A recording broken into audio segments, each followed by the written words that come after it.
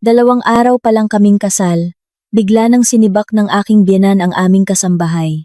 Puwede ka nang umalis. Simula ngayon, ang aking manugang ang magiging katulong dito. Agad akong umuwi sa bahay ng aking mga magulang.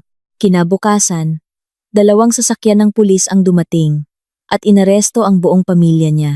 Sa umaga ng pangalawang araw pagkatapos ng kasal, hindi pa ako sanay sa pakiramdam na isa na akong asawa nang biglang may matalim na sigaw mula sa kusina. Parang labaha na tumutusok sa aking tainga. Kasi simula ko palang magpalit mula sa bango pa ng aking wedding gown. At plano kong bumaba para tumulong nang marinig kong malinaw ang bawat salita ng aking biyenan. Perla, pwede ka nang umalis. Simula ngayon, ang aking manugang ang nandito.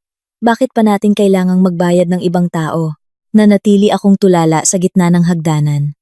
Ang pakiramdam ko noon ay napakaliwanag. Parang may nagbuhos ng balde ng yelo, mula ulo hanggang paa. Kahapon, puro matatamis na salita lang. Magkahawak kamay sa harap ng mga kamag-anak. Mga pangungusap. Tulad ng, ang bahay na ito ay may bagong anak na babae. Pero sa loob lamang ng isang gabi, nagbago ang tono niya. Wala nang init, lalong wala nang boses ng isang ina na nakikipag-usap sa kanyang bagong manugang. Dahan-dahan akong bumaba at nakita si Perla. Yakap ang kanyang lumang tela na bag, nakatayo sa isang sulok ng dingding. Ang kanyang mukha ay maputlang maputla. Ang kanyang mga mata ay namamaga na parang matagal na siyang pinagalitan. Sa hapagkainan, padabog na inihagis ng aking biyenan ang isang apron. Pagkatapos ay itinaas ang kanyang baba sa akin. Ang kanyang estilo ay eksaktong-eksakto sa pagbibigay ng utos sa isang bagong empleyado. Sinabi niya mismo, sa harap ng aking biyenan, ng aking asawa, at ng aking bayaw. Ang bahay na ito ay hindi nagpapalaki ng manugang na walang alam. Ang pagpapakasal ay nangangahulugang kailangan mong malaman kung paano paglingkuran ang pamilya ng iyong asawa. Hindi lang para maging palamuti. Bago pa ako makapagsalita, sinimulan na niya akong bigyan ng mga gawain. Tila lahat ay plano na niya simula pa. Binanggit niya ang bawat trabaho, bawat oras na may malamig na boses. Simula bukas, labang. AM. Gumising ka. Maghanda ng almusal, pagkatapos linisin ang bahay. Sa tanghali maglaba at magplansya ng damit. Sa gabi maghanda ng hapunan para sa mga kamag-anak. Madalas may bisita ang bahay na ito. Kaya kung manugang ka, pero hindi ka marunong magtrabaho, wag mo akong sisihin. Nang matapos niyang magsalita, ngumisi pa siya. Ang kanyang labi ay nakakurba na puno ng kapaitan. Ang mga babaeng anak, mula sa mabuting pamilya, ay dapat na masipag, hindi nakaupo, ng payapa, na naghihintay na pagsilbihan. Ang nagpalamig sa buong katawan ko ay hindi lang ang ugali ng aking biyenan, kundi pati na rin ang reaksyon ni Bino. Nakaupo siya sa tabi ko, ngunit mula simula hanggang matapos, hindi niya ako ipinagtanggol. Lumingon ako sa aking asawa, umaasa na kahit papaano ay sasabihin niya ang isang bagay na makatwiran. Ngunit iniiwasan lang niya ang aking tingin at sumagot ng walang ekspresyon. Medyo matigas lang talaga magsalita si Mama, pero mabuti ang intensyon niya. Gusto lang niyang masanay ka sa mga kaugalian sa bahay na ito. Ang isang pangungusap na iyon ay sapat na para lumubog ang aking puso. Hindi ko na naramdaman na ito ay isang biglaang pagputok ng galit. Hindi. Ito ay isang senaryo na inihanda na. Marahil ay naghihintay lang sila ng tamang oras. Kapag umuwi na ang mga bisita, kapag natapos na ang seremonya, kapag opisyal na akong nakapasok sa bahay na ito bilang manugang, doon nila sisirain ang lahat ng kanilang maskara. Huminga ako ng malalim, pagkatapos ay nagtanong ng dahan-dahan at malinaw, kaya sa bahay na ito, ako ba ay manugang o kapalit ng kasambahay? Ang aking biyenan, nang marinig iyon, ay ngumisi. Isang ngisi na nagpapakilabot sa mga tao. Nag-cross arms siya. Tiningnan ako mula ulo hanggang paa. Pagkatapos ay sumagot ng kaswal. Ano ang pagkakaiba? Ang isang mabuting manugang ay dapat na mas mahusay magtrabaho kaysa sa isang katulong. Pinakain ka na, binigyan ng tirahan, binigyan ng status, bilang manugang ng isang iginagalang na pamilya. Ano pa ba ang gusto mo? Namayani ang katahimikan sa buong silid sa loob ng ilang segundo. Hindi dahil sa gulat, kundi dahil alam ng lahat na sobra ang pangungusap na iyon. Ngunit nakapagtataka, walang sino man sa bahay na iyon ang naramdamang kailangan nilang magsalita. Ang aking biyenan ay nakaupo na umiinom ng tsaa na may malamig na mukha. Si Bino ay nakatingin sa kanyang telepono, nagkukunwaring hindi naririnig. At ang kanyang kapatid na babae, si Rina, ay nakatayo sa tabi ng kanyang ina, habang nakakrus ang mga braso at nakangiti. Ate, huwag kang magdrama. Lahat naman ng pamilya ganito. Dito, walang kwento na ang bagong manugang ay magiging reyna. Tiningnan ko ang kanyang nasiyahan na mukha at bigla akong natauhan na sinusubukan ako. Gusto nilang makita kung gaano ako makakapagtiis. Kung gaano ako kalalim makapagpakumbaba. Gusto nilang sirain ako. Simula pa sa pangalawang araw, upang hindi na ako makapagtaas ng ulo kailanman. Lumapit ang aking biyenan, kinuha ang apron na iyon, at isinalaksak sa aking dibdib. Napakabastos ng kanyang paggalaw, na ang balat ng apron ay nagasgas sa aking kamay. Sinabi niya ng malinaw, bawat salita ay tumutusok. Pumunta ka sa kusina doon. Mamaya, nabalimo ka mag-anak mula sa panig ng tatay, ay darating para tingnan ang bagong manugang. Gawin mo ng maayos. Huwag mong ipahiya ang pamilyang ito. Tiningnan ko ang apron sa aking kamay. Hindi na lang iyon isang piraso ng tela. Iyon ay isang kahihiyan. Iyon ay isang selyo na gusto niyang ilagay sa akin upang baguhin ako mula sa isang bagong kasal patungong isang libreng utusan para sa buong pamilya niya. Ibinaba ko ang apron sa mesa. Dahan-dahan ngunit matatag. Pagkatapos, tumalikod ako at dumiretso sa silid. Mula sa likod ko, malinaw kong narinig ang sigaw ng aking biyenan. Hoy, saan ka pupunta? Hindi ako sumagot. Binuksan ko ang aparador. Kinuha ang maliit na maleta na hindi ko pa nga naisimpan pagkatapos ng kasal. Naglagay ako ng ilang set ng damit, wallet, telepono, at charger. Tinanggal ko ang aking mga wedding earrings at maayos na inilagay ang mga ito sa loob ng bag. Bawat galaw ko ay dahan-dahan, ngunit ang puso ko ay malamig na.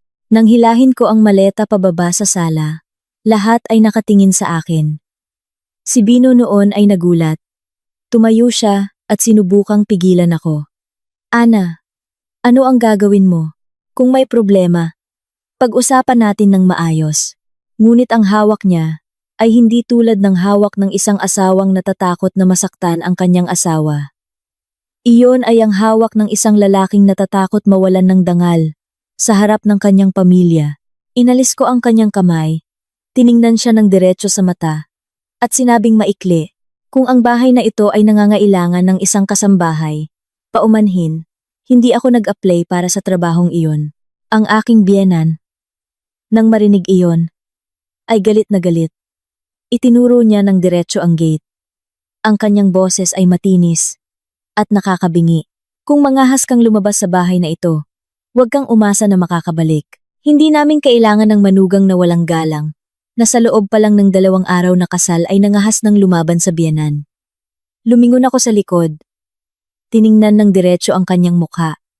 Hindi na umiiwas. Marahil iyon ang unang pagkakataon sa buhay niya na nakatagpo siya ng manugang na nangahas magsalita ng ganoon sa kanya. Sumagot ako ng dahan-dahan. Bawat salita ay kasing linaw ng pako na nakakabit. Kung bilang manugang, pag-iisipan ko pa. Ngunit kung magiging katulong para sa ganitong pamilya, hindi. Nang matapos kong magsalita, hinila ko ang aking maleta at dumiretso palabas. Sa likod ko, narinig ko ang pagmumura ng aking biyenan, ang mapanghusgang bulong ng aking bayaw, at ang boses ni Bino na tumatawag ng naiinis. Ngunit hindi ako lumingon. Alam kong kung lilingon ako kahit isang beses, iisipin nilang natatakot ako at hindi ko hahayaan na matalo ako sa unang hakbang. Kinabukasan ng umaga, habang ang buong pamilya ng aking asawa ay puno pa rin ng galit, dahil sa pag-aakalang ako ay suwail. Dalawang sasakyan ng pulis ang huminto mismo sa harap ng kanilang gate.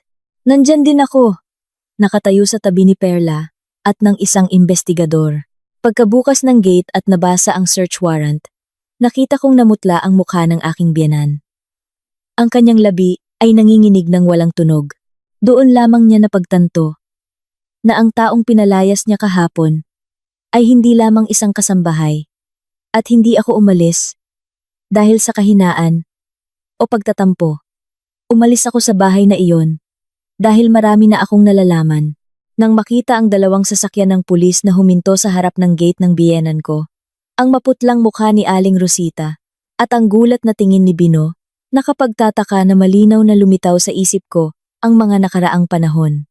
Sabi nila, kapag nasira ang isang maskara, doon mo lang maaalala ang bawat maliliit na detalye sa nakaraan at mapagtanto na ang lahat ng mga palatandaan ay naroon na simula pa noon. Ganoon din ako. Nakatayo sa gitna ng nakakakabang umaga na iyon. Naaalala ko ang unang araw na nakilala ko si Bino. Naaalala kung paano ako naniwala, nagbukas ng puso, at pumasok sa kasal na ito nang may tunay na katapatan. Ang pangalan ko ay Ana de la Cruz. Nagtatrabaho ako sa legal division ng isang consumer goods distribution company. Hindi mayaman ang pamilya ko. At wala rin kaming koneksyon sa mga malalaking tao. Ngunit mula pagkabata, palagi akong tinuturuan ng aking ina ng isang bagay. Mabuhay ng tapat. Huwag mong hahayaan na may magtuturo sa iyong mukha at sasabihing hindi ka tama. Marahil dahil dito, medyo diretso ang ugali ko. Ang tama. Sinasabi kong tama. Ang hindi sigurado, hindi ko ipapangako.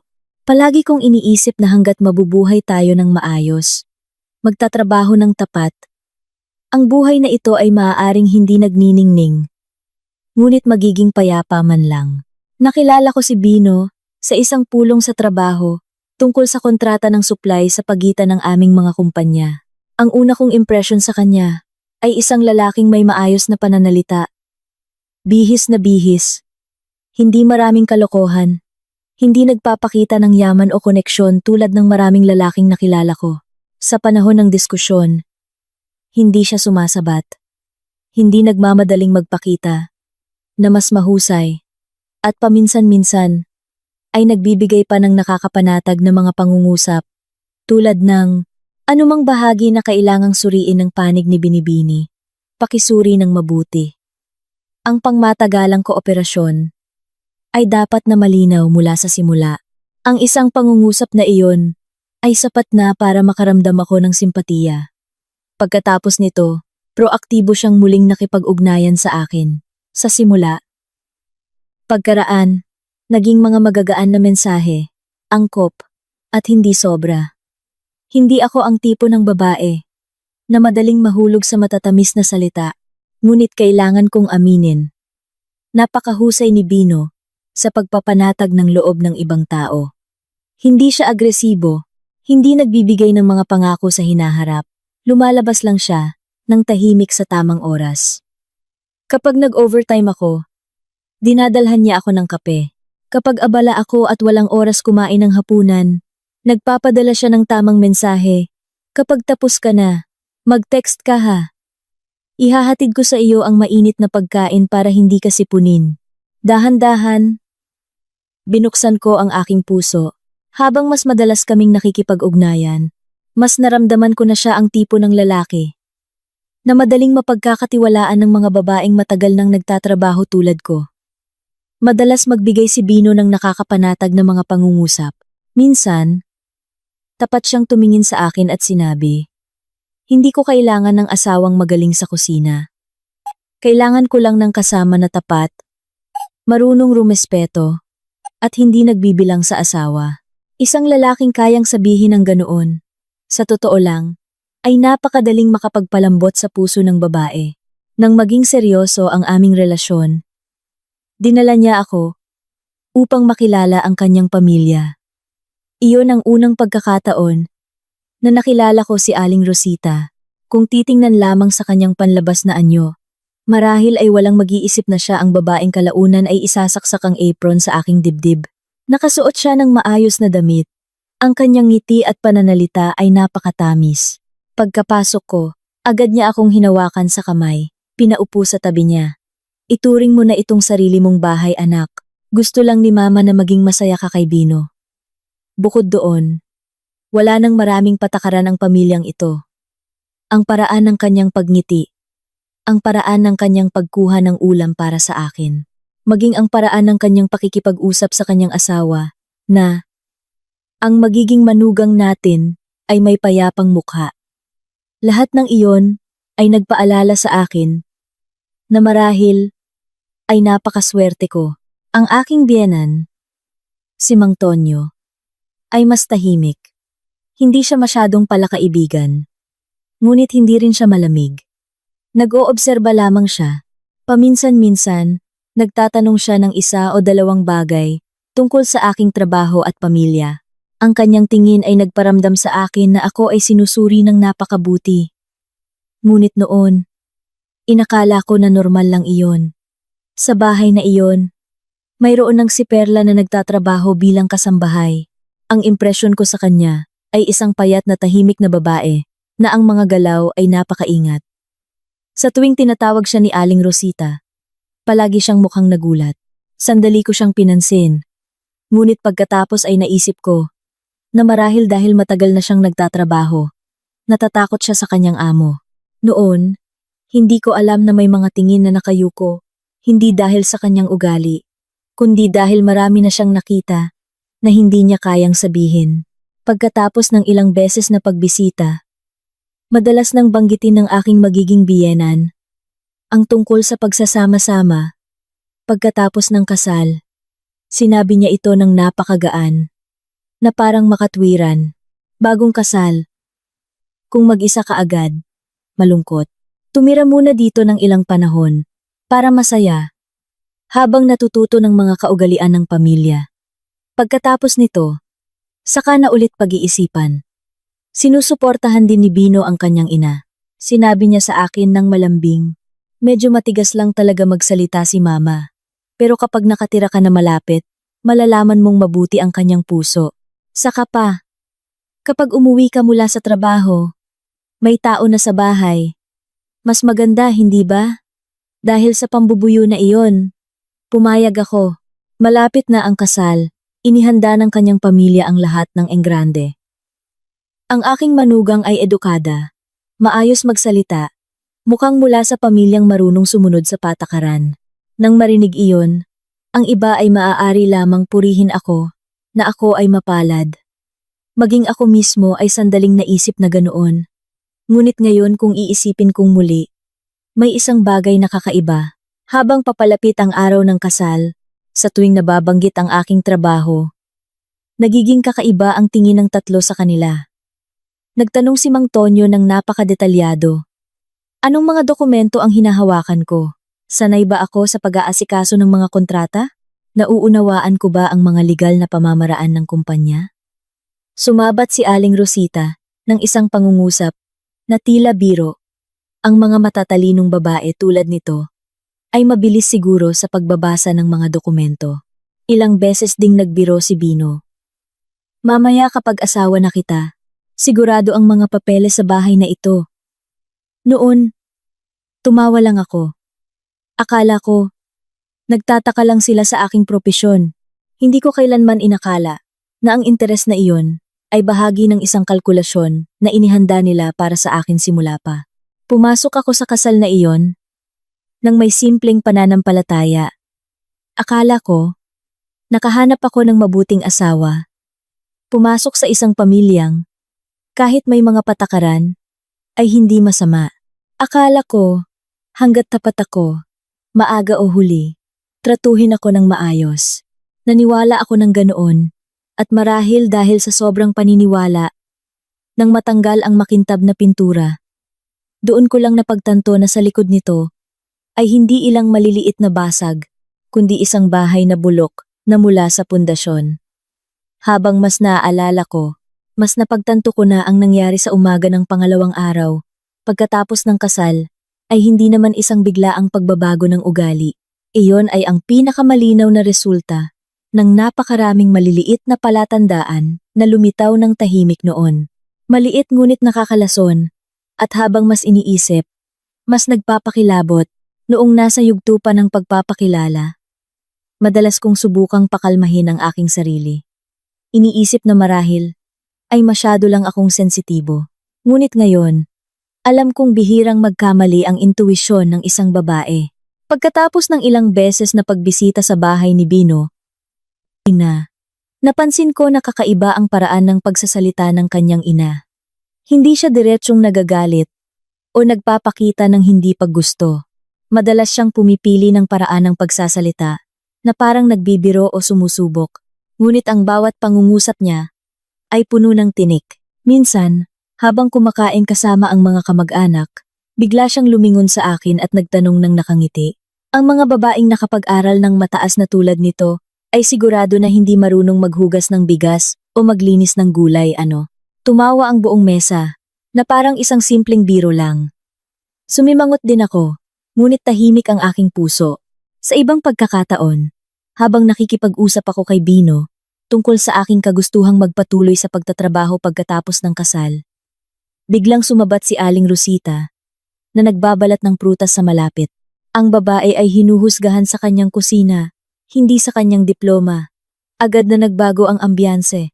Hindi matigas ang kanyang pangungusap, ngunit parang karayom na tumutusok mismo sa punto kung saan pakiramdam ng iba ay pinakaligtas sila. Bago pa ako makapag-react, mabilis nang ngumiti si Bino at hinawakan ang aking kamay sa ilalim ng mesa. Nagbibiro lang si Mama. Huwag mo nang isipin. Ang paraan niya na laging pumipili, napakalmahin ako. Sa halip na ayusin ang problema ang dahilan kung bakit paulit-ulit kong pinilit ang aking sarili na magparaya. Si Rina, kapatid ni Bino, ay may ibang estilo. Kung ang kanyang ina ay nagpapahiwatig ng banayad, si Rina naman ay napakadiretso. Madalas niya akong tinitingnan nang may mapanghusgang tingin, pagkatapos ay nagbibigay ng mga pangungusap na puno ng masamang intensyon. Ate, trabaho ka ng trabaho. Sino ang mag-aalaga sa asawa mo? Sa ibang araw, idinagdag niya, ang mga babaeng kasal na, pero masyadong nahuhumaling sa trabaho, madaling makakasira ng relasyon. Ngumiti lang ako ng pilit, ngunit nagsimula ng hindi komportable ang aking puso. Hindi pa ako opisyal na manugang, ngunit mula sa kanyang ina, hanggang sa kanyang anak na babae, iisa ang kanilang target na puntiryahin ako. Ang aking trabaho, ang aking kalayaan, at ang aking regular na pamumuhay. Habang mas madalas akong bumibisita, mas nararamdaman ko ang kakaibang kapaligiran sa bahay na iyon. Marami silang pinag-uusapan tungkol sa asal at paggalang. Ngunit ang taong pinakamahirap ang buhay sa bahay na iyon ay si Perla. Ang kasambahay na matagal nang nagtatrabaho. Naglalakad siya ng walang tunog. Napakakaunti ang pagsasalita. At laging nakayuko, na parang ang paghinga ng malakas ay maaaring magpagalit sa isang tao. Minsan, nakita ko mismo nang maghain siya ng tsaa. Dahil lamang sa kaunting bagal, agad na nagalit ang aking biyenan. Dito, walang gustong magpakain ng taong walang silbi. Agad na yumuko ng malalim si Perla. Nanginginig ang kanyang labi. Mabilis na inilagay ang tray. At paulit-ulit na humingi ng tawad. Nang makita ang eksenang iyon, labis akong hindi komportable. Ang isang pamilyang tunay na iginagalang ay hindi tratuhin ang kanilang mga empleyado ng ganoon. Pagkatapos ay may isang pangyayari na hindi ko makalimutan. Isang araw, aksidenteng napadaan ako sa study room ng aking biyenan. Hindi sarado ng mahigpit ang pinto. May maliit na siwang. Sinulyapan ko lang, ngunit nakita ko sa loob ang ilang tumpok ng karton, ilang company stamps, at sa sulok ng silid, may ilang pakete ng nutritional products na walang label. Bago ko pa maintindihan ang nakita ko, lumabas na si Mang Tonyo, at mabilis na isinara ang pinto. Matatalim siyang tumingin sa akin sa loob ng ilang segundo. Pagkatapos ay ngumiti ng bahagya. Iyon ay business matters lang. Hindi na kailangan pang makialam ang mga babae. Ang reaksyon niya, na napakabilis at sarado ang nagpadama sa akin na may kakaiba. Ngunit ang pinaka nakaukit sa aking alaala ay nagmula kay Perla. Isang hapon, habang naglalakad ako mula sa likod bahay patungong kusina, nagkasalubong kami. Nakayuko pa rin ang kanyang mga mata tulad ng dati. Ngunit bumulong siya ng napakababa. Napakababa na kung hindi ako nakatayo ng malapit. Marahil ay hindi ko maririnig. Ate, huwag kang pipirma ng kahit ano hanggat hindi mo pa nababasa ng mabuti. Nagulat ako. Lumingon ako. At nagtanong, ngunit lumipas na siya, na parang hindi nagsalita. Ang pangungusap na iyon ay napakabiglaan, kaya't nakaukit sa aking isip. Huwag kang pipirma ng kahit ano. Bakit niya ako binalaan? Isang kasambahay na napakatahimik. Bakit niya sinasabing nangahas na gawin iyon sa akin? Ilang araw bago ang kasal. Mas lumaki ang aking pagdududa. Nang araw na iyon, tinawag ako ng aking biyenan sa sala. Binigyan ako ng tumpok ng papeles. At sinabing iyon lang ay mga dokumento ng pagkakakilanlan at ilang administrative procedures pagkatapos ng kasal. Mabilis siyang nagsalita. Minamadali akong pirmahan agad. Dahil abala raw sa pag-aasikaso ng kasal. Kinuha ko ang tumpok ng papeles. Nang masulyapan ko, naramdaman kong may mali. Ilan sa mga form ay hindi ordinaryong dokumento ng pagkakakilanlan. Napaka-generic ng mga title at malabo ang nilalaman. Agad ko itong isinara, ngumiti, at ibinalik. Dadalhin ko po muna ito sa bahay para basahin, ma. Naaalala ko pa nang malinaw ang sandaling iyon. Agad na nawala ang ngiti sa mukha ni Aling Rosita. Sandali lang. Ngunit malinaw ko itong nakita. Hindi iyon pagkadismaya, kundi pagkadismaya dahil sa isang bagay na inakala niyang magiging maayos, ay naantala. Ngunit mabilis siyang kumalma at sinabing gaan, "Oo, kailangan mo talagang maging maingat." Sa gabi, aksidenteng narinig ko ang aking biyenan na nakikipag-usap kay Bino sa dulo ng pasilyo. Napakababa ng kanyang boses, ngunit puno ng pagkadismaya. Mahirap ang babaeng iyon dahil nagtatrabaho siya sa legal department. Kailangan nating maghanap ng tamang oras kung kailan siya pinakapunong tiwala sa atin. Natigilan ako. Bago pa ako makarinig ng mas malayo, tumahimik silang dalawa. Tila napansin ang aking presensya. Nang lumabas ako, mabilis akong niyakap ni Bino. Ngumiti na parang walang nangyari. Sinabi pa niya na ang kanyang ina ay stress lang dahil sa paghahanda ng kasal. Ngumiti din ako. Ngunit simula noon, mayroon ng kakaibang pakiramdam ng pagkabigo sa aking puso na mahirap ipaliwanag. Hindi pa sapat na malaki upang kanselahin ko ang kasal, ngunit sapat upang mas maging alerto ako. Hindi lang nila gusto akong maging manugang, gusto nila akong kontrolin. Sumusunod, hindi nagtatanong, hindi nagdududa. Ang malabo kong naramdaman, bago ang kasal, ay naging napakaliwanag pagkatapos. Hindi na lamang iyon kutob, kundi mga kilos, salita, at sulyap na ipinagpapalitan nila. At habang mas nakikita ko, mas naiintindihan ko na ang imahe ng iginagalang na pamilya na ipinakikita nila ay manipis lamang na pintura. Sa likod nito ay kontrol, pagkalkula, at isang lihim na sinisikap nilang itago sa lahat ng paraan. Katatapos lang ng kasal. Hindi pa nga lubusang umuuwi ang mga bisita. Nakaupo na ang aking biyenan sa gitna ng sala. Inipon ang lahat ng mga sobre, alahas, at mahahalagang regalo sa harap niya. Binuksan niya ang bawat sobre, binilang ang bawat tumpok ng pera, inayos ang bawat kahon ng alahas, habang sinasabi na parang normal lang. Ako na ang magtatago. Ang mga kabataan, kapag may hawak na maraming pera, baka gumawa ng kung ano-ano. Bago pa ako makareact, sumabat na si Bino. Oo, kay mama na lang ang hawak. Pag-uusapan na lang mamaya. Ang salitang mamaya ay tila simple. Ngunit hindi ko iyon nagustuhan. Ang mga donasyon at regalo sa kasal ay aming dalawa. Kung pag-uusapan, dapat ay malinaw, hindi biglaan na lamang kukunin. Nakita ko ang tumpok ng mga sobre sa mesa. Nakita ko ang kamay ng aking biyenan na napakabilis. at nagsimula ng hindi komportable ang aking puso. Ngunit dahil abala pa ang kapaligiran, pinili kong manahimik. Ngayon, napagtanto ko na iyon ang kanilang unang pagsubok upang makita kung gaano kadali akong mapipilit. Sa gabi, dapat sana ay ang aming unang gabi bilang mag-asawa. Ngunit halos 11 p.m. na. Kumatok ang pintuan ng aming silid. Nakatayo ang aking biyenan sa labas. Hindi malakas ang kanyang boses, ngunit puno ng utos. Bukas ng umaga. Gumising ng mas maaga. Marami pa ring kamag-anak. Kailangan mong bumaba para batiin. Maghanda ng tsaa. Ang bagong manugang. Bakit late gumising? Mamaya sabihin nilang hindi marunong sumunod sa patakaran. Nagawa pa niyang magdagdag ng ilang iba pang maliliit, ngunit nakakainis na patakaran. Kinabukasan ng umaga, pagkababa ko, agad akong inutusan sa kusina para tulungan si Perla. Hindi pa nga ako nakakainom ng tubig. Nakatayo na ang aking biyenan sa tabi ko. Itinuturo ito at iyon.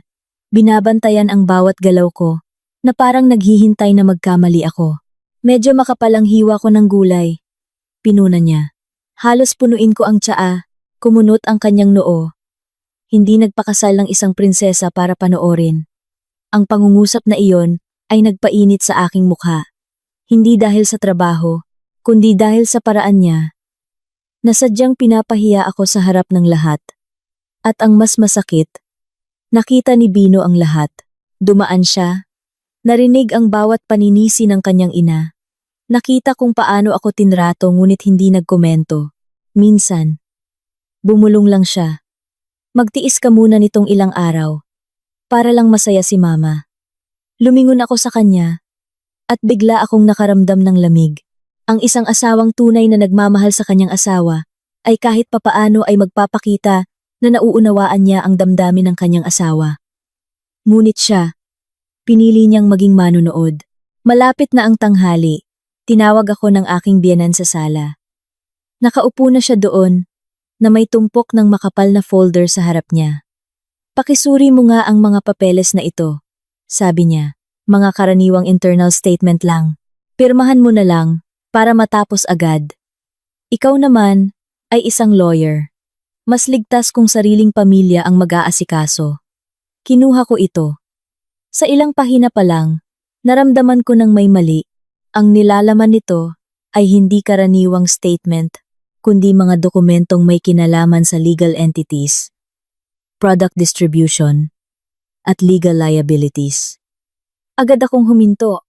Itinaas ko ang aking ulo. Pinanatili ang aking boses ng pinakatahimik. Hindi ko po maaaring pirmahan ang mga dokumento ng kumpanya nang hindi nababasa ng mabuti, lalo na kung dahil lang sa paggalang. Pagkatapos kong magsalita, nagbago ang reaksyon ng aking biyenan at biyenan. Mas malakas na inilapag ni Mang Tonyo ang kanyang tasa ng tsaa kaysa sa dati. Ngumisi si Aling Rosita. Bagong manugang pa lang, nagbibilang na tulad ng iba. Alam kong may nahipo akong ayaw nilang tanggihan. Sa gabi, mas malayo pa ang nangyari. Habang dumadaan sa likod bahay, narinig ko ang kaunting ingay. Sumilip ako at nakita ang aking biyenan, na hinahawakan ang braso ni Perla, kinaladkad siya sa bodega. Ano ang pinagsasabi mo sa kanya? Bulong niya. Nanginginig si Perla. Hindi makasagot. Nakatayo si Mang Tonyo sa malapit. Tahimik. Hindi umaawat. Lumapit ako. Ano po iyan, ma? Agad na nagbago ang kanilang ugali. Binitawan ng aking biyenan ang hawak niya. Wala lang. Walang ingat siya. Nasira ang gamit. Ngunit malinaw kong nakita ang pulang braso ni Perla. Alam kong hindi lang ito kawalang ingat. May lihim ang bahay na ito. At alam ni Perla ang lihim na iyon. Sa gabi, nang buksan ko ang aking bag, natigilan ako. Ang zipper ng isang bulsa ay gumalaw. Hindi na maayos na nakalagay ang mga dokumento sa loob. Napakaingat ko. Alam kong kung may humipo sa aking gamit. Pagkaangat ko ng ulo, nakita ko si Bino na nakatayo sa pinto. Kanina, akala ko kailangan mo ng kung ano, kaya hinanap ko. Mabilis niyang sabi. Masyadong gawa-gawa ang dahilan. Hindi na ako nagtanong. Ngunit sa aking ulo, nagsisimula ng magkonektahan ang lahat. Mula sa tumpok ng folder, ang interogasyon kay Perla, hanggang sa aking bag na hinalughog, lahat ay tumuturo sa isang bagay. Hindi lang nila gusto akong sumunod, gusto nilang kontrolin ang lahat ng akin. Pumasok ako sa bahay na ito, nang may wedding gown at tiwala. Ngunit sa loob lamang ng isang araw, naramdaman ko na ang kakaibang kapaligiran. Tense, peke, puno ng lihim. At ang pinakamahalaga, labis silang natatakot na malaman ko ang napakarami. Noon, hindi ko inakala na ang lahat ng nasaksihan ko ay simula pa lang. Ang tunay na sampal ay naghihintay sa akin sa pangalawang umaga. Sa umaga ng pangalawang araw pagkatapos ng kasal, nagising ako habang madilim pa sa labas. Mula sa baba, narinig na ang tunog ng mga plato na nagkakayayaan. Nang araw na iyon, darating ang mga kamag-anak mula sa panig ng asawa upang makita ang bagong manugang. Tila simple lang, ngunit sinumang naging manugang ay alam na iyon ay isang pagsubok. Dumating sila hindi lamang upang makita ang mukha, kundi upang obserbahan kung paano tayo tumayo, magsalita, at magtrabaho. Pagkatapos ay tahimik na huhusgahan. Bumaba ako sa hagdan at naamoy ang malakas na amoy ng niluluto. Sa kusina, abala na si Perla ng mag-isa sa harap ng ilang malalaking kaldero. Maputla ang kanyang mukha. Namamaga ang kanyang mga mata dahil sa kulang sa tulog. Maliwanag na gising na siya, simula pa umaga. Ang aking biyenan ay palingalinga, paminsan-minsan ay sumusulyap sa hagdanan na parang naghihintay sa aking paglabas. Ang kanyang estilo ay hindi tulad ng isang abalang tao, kundi tulad ng isang taong naghahanda ng isang pagtatanghal. Bago pa ako makabati, sumigaw na si Aling Rosita. "Perla, dito!" Napakalakas at matalim ng kanyang boses na lahat ng nasa sala ay lumingon. Nagulat si Perla. Mabilis na pinunasan ang kanyang mga kamay at lumabas. Ang aking biyenan, nang walang pasubali, ay naglabas ng isang tumpok ng pera. Mula sa kanyang bulsa, inihagis ito sa mesa. Pagkatapos ay sinabing malamig, "Ito ang sweldo mo. Ngayong buwan, maaari ka nang umalis. Simula ngayon, hindi na kailangan ng bahay na ito ng ibang tao." Nanigas si Perla. Namutla ang kanyang mukha. Pumipintig ang aking puso, ngunit hindi pa rin ako makapaniwala. Sasabihin niya ang susunod. At sinabi niya, lumingon siya sa akin, ngumisi ng masama, sinadyang lakasan ang kanyang boses. Bata pa, at malusog ang aking manugang. Kayang-kaya niya ang ganitong trabaho. Sariling pamilya, ang mag-aasikaso ng sariling bahay. Bakit pa magbabayad ng ibang tao? Ang pangungusap na iyon ay bumagsak sa gitna ng silid na parang sampal. Hindi na ito paninisi o pagsubok. Ito ay isang pampublikong kahihiyan. Isang deklarasyon na simula noon. Sa kanyang mga mata, hindi na ako manugang, kundi isang libreng kapalit ng kasambahay. Nakakasisibak lang niya. Lumingon ako kay Bino. Iyon ang huling sandali na umaasa ako sa reaksyon ng isang asawa mula sa kanya. Isang pangungusap lang sana tulad ng, "Ma, wag naman ganoon." Sapat na sana para malaman kong hindi ako ganap na nagkamali sa pagpili. Ngunit nakaupo lang siya doon. Tense ang kanyang mukha. Magkadikit ang kanyang dalawang kamay. Matagal bago siya nagsalita. Ang kanyang tono ay walang ekspresyon at malamig. "Manatili ka lang muna sa bahay, okay lang. Ang trabaho sa labas ay maaaring ipagpaliban muna." Nang marinig iyon, nilamig ang aking likod. Hindi lamang pala ang aking biyenan ang may ideyang ito. Plano na pala ito. Hindi lamang nila gusto akong ikulong sa kusina. Gusto nilang putulin ako sa aking trabaho, sa aking sariling buhay, sa lahat ng bagay na nagpapanatili sa aking katinuan. Gusto nila akong ikulong sa bahay na ito. Sumusunod, umaasa, upang kapag kinailangan, pipirmahan ko ang anumang ibibigay nila. Diretso akong tumingin sa aking biyenan at nagtanong ng dahan-dahan, bakit kailangan pang umalis ni Perla ngayon? Tumawa si Aling Rosita. Isang matalim at masamang tawa, dahil ang bahay na ito ay hindi nagpapakain ng dalawang katulong. Pagkatapos, ay itinuro niya ng diretso ang aking mukha. Isa, matuto kang maging isang tunay na manugang. Dalawa, umalis ka dito. Ang isang pangungusap na iyon ay sapat na. Ang lahat ng aking pasensya ay nag-iba. Tumayo ako ng tahimik. Tiningnan ang paligid ng bahay, na sa loob pa lang ng 2 araw, ay tinitirhan ko na, ngunit puno na ng intriga. Nang sandaling iyon, habang nakatuon ang lahat sa akin, yumuko si Perla. Nagkunwari siyang kinuha ang panyo, na nahulog malapit sa aking maleta. Nang tumayo siya, napakabilis ng kanyang galaw, ang kanyang nanginginig na kamay, ay naglagay ng isang maliit, matigas na bagay sa bulsa ng aking maleta. Hindi ko pa ito nakita, nang malinaw nang bumulong siya, napakababa na halos parang simoy ng hangin. Umalis ka na, ate. Huwag kang manatili dito. Sa loob nito, ay ang pinakanakatatakot nila. Natigilan ako sa loob ng 1 segundo, ngunit sapat na ang segundong iyon.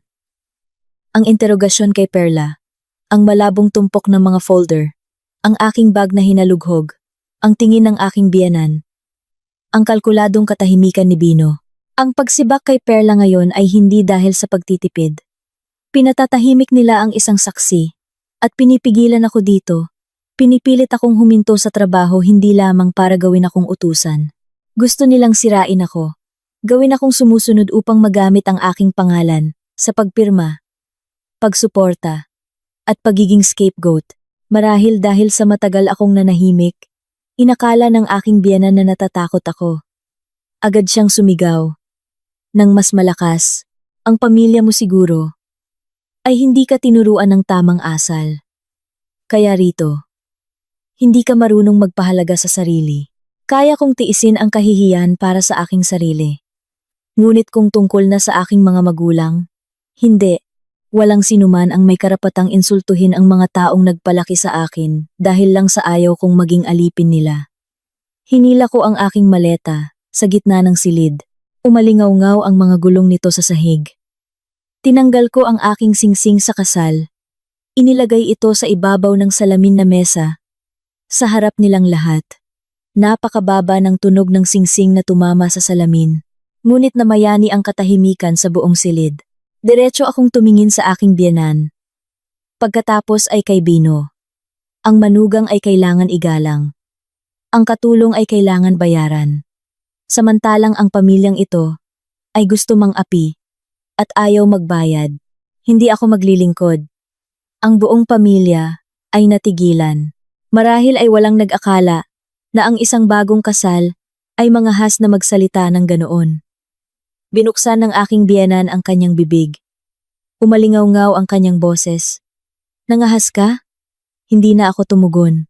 Hinila ko ang aking maleta at dumiretso sa gate. Si Bino noon ay sumugod pasulong hindi para humingi ng tawad, kundi para pigilan ako ng may mahina at mapanganib na boses. Kung umalis ka ngayon, ibig sabihin ay pinapalaki mo ang problema. Lumingon ako sa kanya. 2 araw pa lang ang nakalipas. Inakala kong siya ang aking sandigan. Ngunit noon, tinitigan ko ang kanyang mga mata. Ang nakita ko lang ay pagkalkula at pagkadismaya dahil sa kanyang nabigong plano. Sumagot ako ng maikli, hindi. Ang pamilya ninyo ang malaking problema at hindi ninyo ito maitatago. Nang mas matagal pa, inalis ko ang kanyang kamay. Lumabas ng hindi lumingon. Pagdating sa bahay ng aking ina, ikinulong ko ang sarili sa aking silid. Nanginginig ang aking mga kamay, ngunit ang aking isip ay nakapagtataka na napakaliwanag. Binuksan ko ang bulsa sa gilid ng aking maleta. Kinuha ang bagay na ibinigay ni Perla. Isang maliit na itim na flash drive. Isinaksak ko ito sa laptop at nanatiling tulala sa harap ng screen. Sa loob nito ay may mga video clip ng muling pag-impake ng mga health supplements na hindi malinaw ang pinagmulan. Mga litrato ng double bookkeeping. Mga scan ng mga dokumento na may lagda ng aking biyenan at mga kontrata kung saan sadyang itinutulak ang mga legal liabilities sa ibang panig. Binuksan ko ang bawat file at nilamig ang aking likod. Hindi pala ako nag-overreact, pala. Ang kasal na ito simula pa pala ay hindi malinis. Umupo ako ng matagal. Pagkatapos ay kinuha ang telepono at tinawagan si Tito Henry. Sa sandaling sumagot ang tawag, alam kong may isang bagay na napakalinaw. Ang kasal na ito ay nagtapos na nang inihagis ng aking biyenan ang pera sa mesa. At ang aking paglaban ay nagsisimula pa lamang. Nakatutok ako sa laptop hanggang halos hating gabi. Hindi nawawala ang aking paningin sa bawat video clip, bawat scan ng dokumento, bawat datos na iniwan ni Perla sa maliit na flash drive na iyon. Habang mas nakikita ko, mas nilalamig ang aking mga kamay. Ang matagal ko nang pinaghihinalaan ay mas madilim pa kaysa sa aking inaakala. Hindi lang ito tungkol sa malabong dokumento o ilang tahimik na kilos sa bahay. Nagpapatakbo ang pamilya ng aking asawa ng isang syndicate ng muling pag-impake. Nagpapaligal ng mababang kalidad na health supplements. Naghahati ng bookkeeping sa dalawang magkaibang sistema at naghahanda ng paraan upang ilipat ang mga legal liabilities sa ibang tao kung sakaling may mangyari. Binuksan ko ang bawat folder. Lumabas ang bawat layer ng datos ng napakalinaw at nakakatakot. Mayroong video na nagre-record ng proseso ng paglilipat ng produkto mula sa mga unbranded packaging patungo sa malinis at nakakumbinsi na mga kahon. May mga litrato ng bodega, mga litrato ng mga purchase at sales invoice na hindi magkatugma ang mga halaga. Mayroon ding mga scan ng maayos na kontrata. Ngunit sa bahagi ng legal liability ng distribution, ang column ay inabandona. Nang walang laman, tinitigan ko ng mabuti ang walang laman na column na iyon. Nangingilabot ang aking likod. Iyon ang column na paulit-ulit nilang sinubukan akong pilitin na pirmahan. Minsan, sinasabi ng aking biyenan na iyon ay isang karaniwang internal statement lang. Minsan sinasabi ng aking biyenan na iyon ay isang family procedure lang. Minsan, binubuyo ni Bino na bilang pamilya. Mas ligtas kung ako ang pumirma. Pala, mula simula hanggang matapos, hindi nila ako kailangan bilang manugang. Kailangan nila ng isang malinis na pangalan, isang taong may legal background, edukado, walang masamang record, sapat na perpekto, para gawing scapegoat, para sa buong pamilya nila. Umupo ako ng matagal. Pagkatapos ay tumawa ng mapait. Isang tawa na hindi dahil sa nakakatawa, kundi dahil sa kapaitan. 2 araw pa lang ang nakalipas. Nakasuot ako ng wedding gown. Naniwala akong magtatayo ako ng isang pamilya. Ngunit ngayon, habang nakatingin sa walang laman na kolom na naghihintay na punuin, doon ko lang napagtanto na ang lugar na inihanda nila para sa akin simula pa ay hindi sa loob ng pamilya, kundi sa upuan ng akusado. Hindi ako nagalit. Hindi umiyak. Hindi rin sumugod sa bahay ng biyenan ko, na parang nawalan ng kontrol. Nakatayo ang aking ina sa labas ng silid. Ang kanyang mukha ay puno ng pag-aalala, ngunit sinabi ko lang, "Ma, hayaan niyo po akong tawagan si Tito Henry." Si Tito Henry ay nakababata ng aking ina, at matagal na siyang nagtatrabaho sa pulisya bilang investigador. Alam kong kung tatawagan ko siya ng may emosyon, babaliwalain niya ako. Kaya, nang sumagot ang tawag, pinanatili ko ang aking boses ng pinakatahimik. "Tito, hindi ako humihingi ng tulong dahil sa relasyon ng pamilya. Mayroon akong ebidensya, ngunit kailangan ko ng tulong upang dumaan sa tamang pamamaraan." Sa kabilang linya, ay natahimik ng ilang segundo. Narinig ko ang kanyang buntong hininga. Pagkatapos ay sinabi niya ng maikli. Ang kanyang boses ay naging mabigat. "Kung sigurado ka, huwag kang magkamali ng hakbang. Buksan mo ang iyong computer. Ipadala mo muna sa akin ang table of contents." Ang isang pangungusap na iyon ay sapat na para malaman kong nauunawaan niya ang seryosong problema. Halos 1 oras pagkatapos, dumating siya sa aming bahay. Hindi nakasuot ng uniforme, hindi rin nagmamaneho ng service car. Dala lamang ang isang lumang briefcase at isang napakaseryosong mukha. Hindi niya tinanong kung paano ako tinrato. Hindi rin niya tinanong kung bakit ako umuwi sa loob lamang ng 2 araw na kasal. Hinila niya ang upuan. Umupo sa tabi ko. Isinuot ang kanyang salamin at sinabi, "Buksan mo isa-isa." Sumunod ako. Pareho naming sinuri ang bawat clip, bawat kontrata, bawat datos. Habang mas sinusuri namin, mas nagiging tense ang mukha ni Tito Henry. Nang makita ang scan ng dokumento na may walang laman na column ng legal liability, inilagay niya ang kanyang kamay sa mesa. Tinapik ito ng 2 beses, pagkatapos ay nagtanong, "Pinilit ka ba nilang pumirma?" Tumango ako. Matatalim na tumingin sa akin si Tito Henry. "Kung pinirmahan mo iyan, tapos ka." Hindi matigas ang kanyang pangungusap, ngunit tumama ito sa aking dibdib. Tiningnan ko ang screen. Ang aking boses ay naging paos.